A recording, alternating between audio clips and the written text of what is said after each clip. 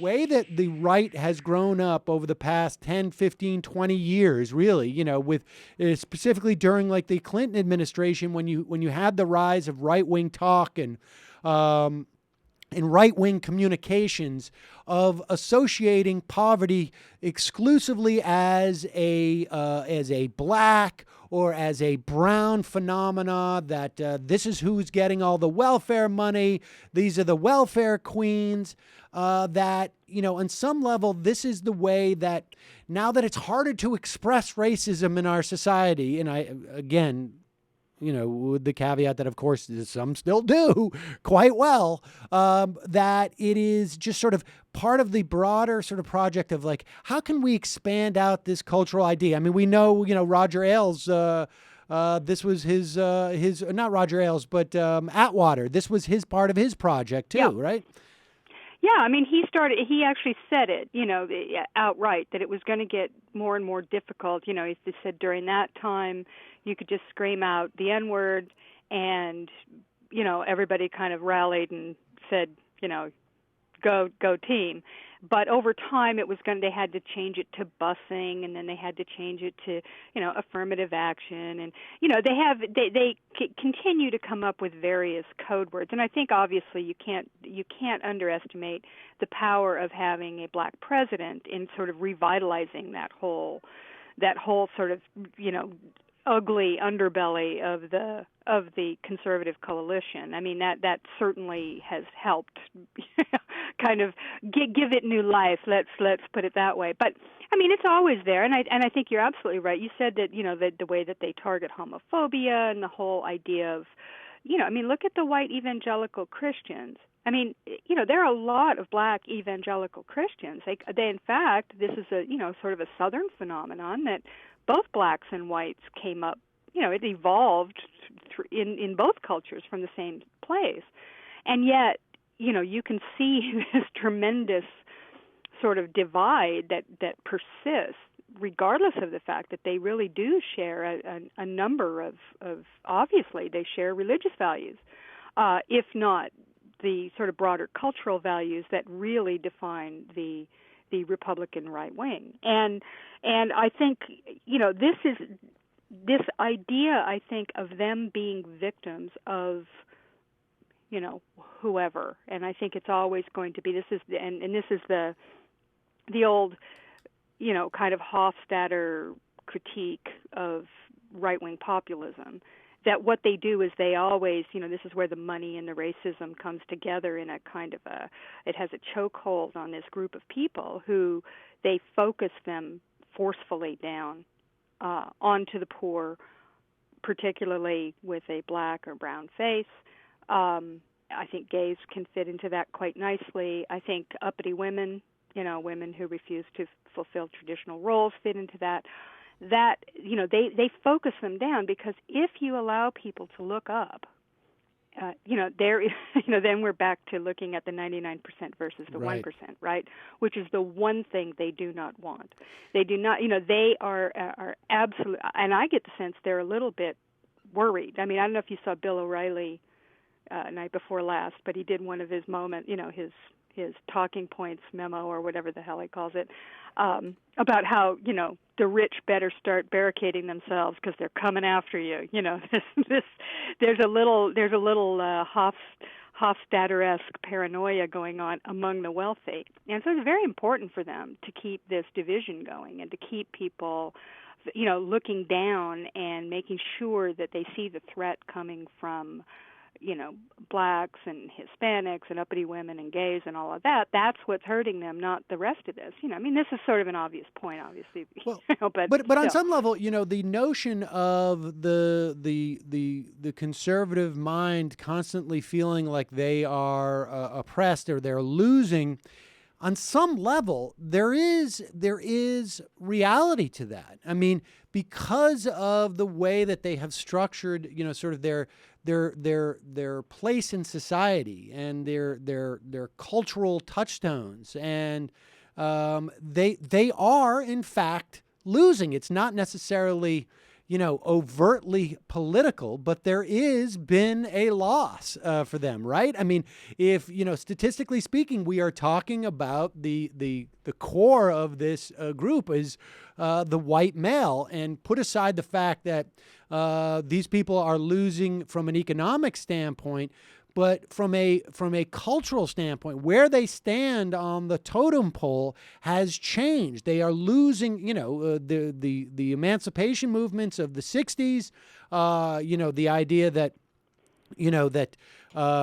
gay people are no longer, or are losing that second class status. I mean, if they even had second class status, 40 years ago, maybe they were even sort of sub second class citizen status.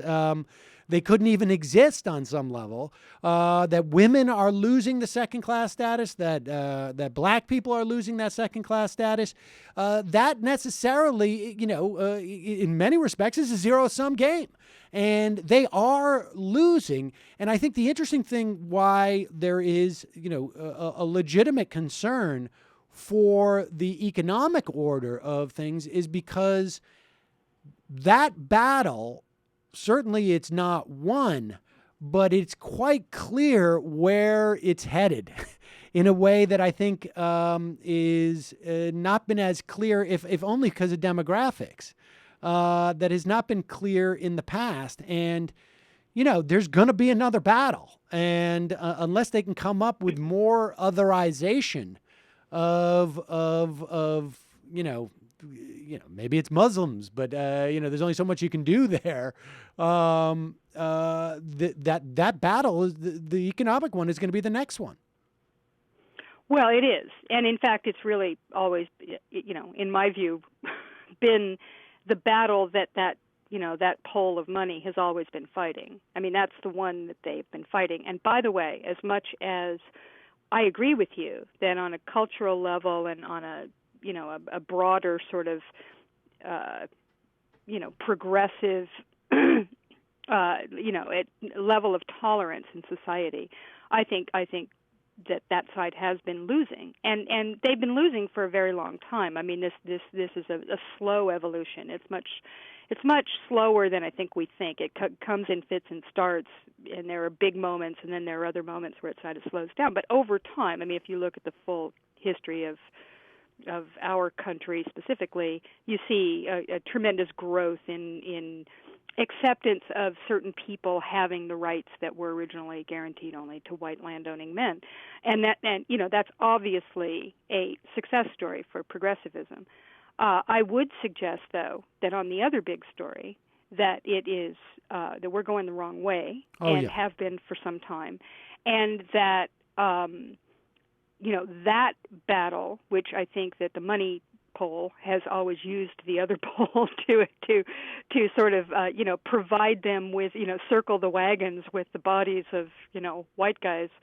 It may not work that way for them in the future, but they're very creative. They have a lot of money. They are in the process of co-opting both of the political parties. Yes. That run our government.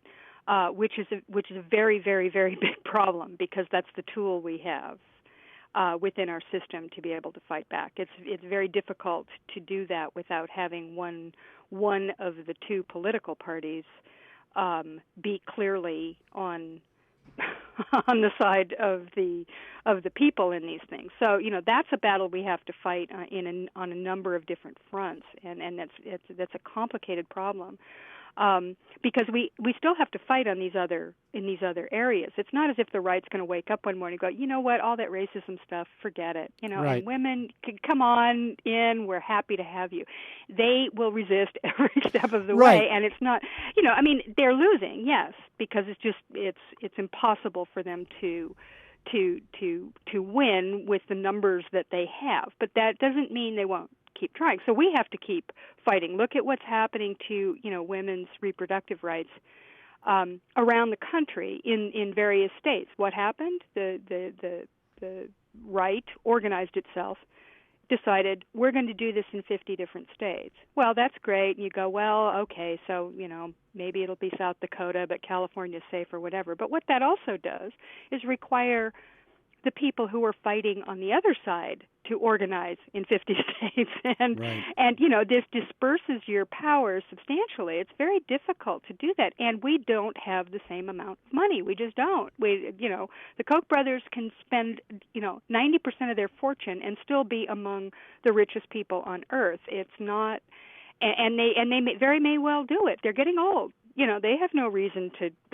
They can spend a lot Right. over the next few years. So, I don't mean to sound pessimistic. I think you're right there, and it's always been this way. Like I said, this is a give and take, a tug of war, and the point is to be able to be as strategic about this stuff on the liberal side as they are on the conservative side.